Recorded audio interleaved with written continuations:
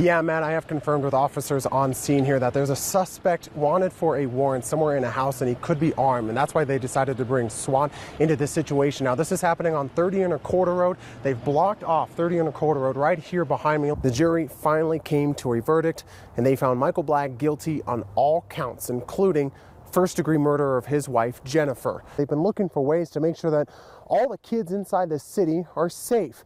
And following tonight's meeting, city staff are now going to be looking to hire those 2 additional school resource officers. Gene, the police are saying that 2 men drove down this alley here in a black pickup, stopped here at the Veterans Arts Center and started loading up items onto that truck. It can actually turn deadly. There have been 3 pedestrians who have died within a 5-year span.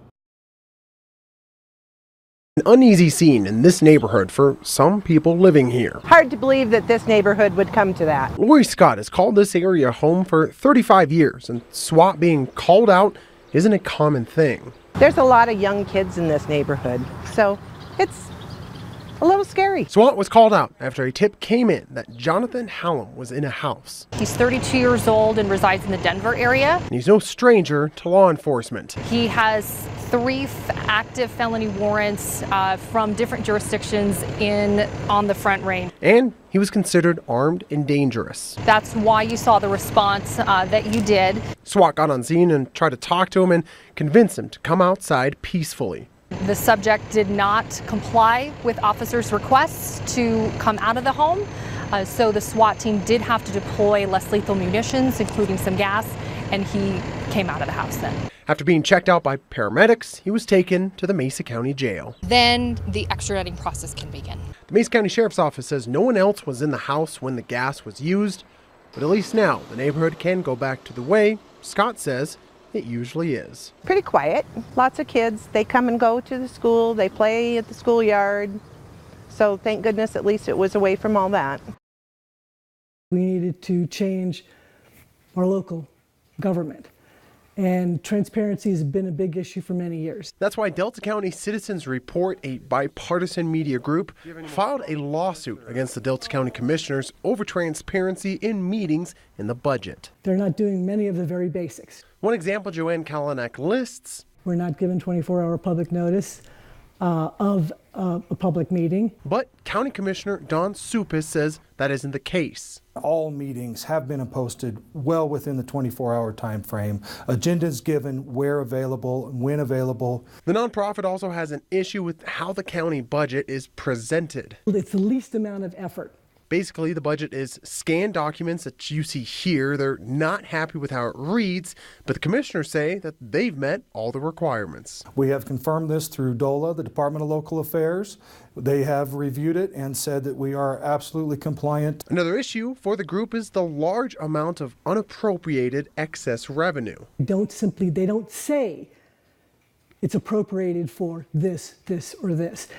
Just holding funds to hold them for some nebulous project, I don't think is transparent, and I don't think it's responsible. And again, Commissioner Supis says not having a healthy reserve would be irresponsible.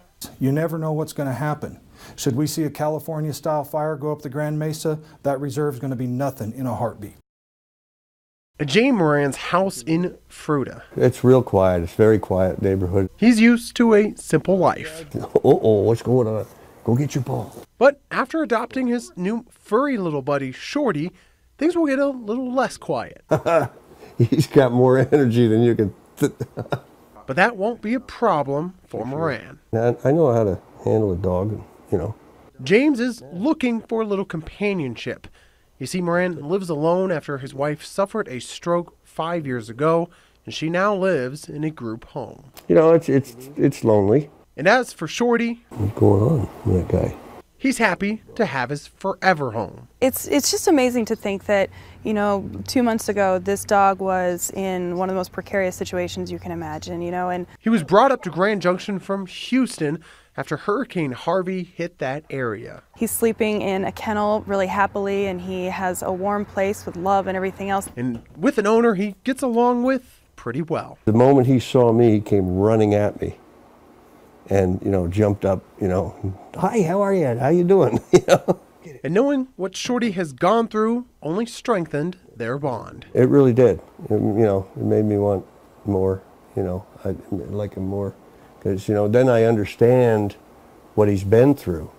So that really helps, you know, to, you know, when you try to, you know, train it. Go again. So on the eve of Thanksgiving, both Man and his best friend have something extra to be thankful for. He knows he's got a buddy.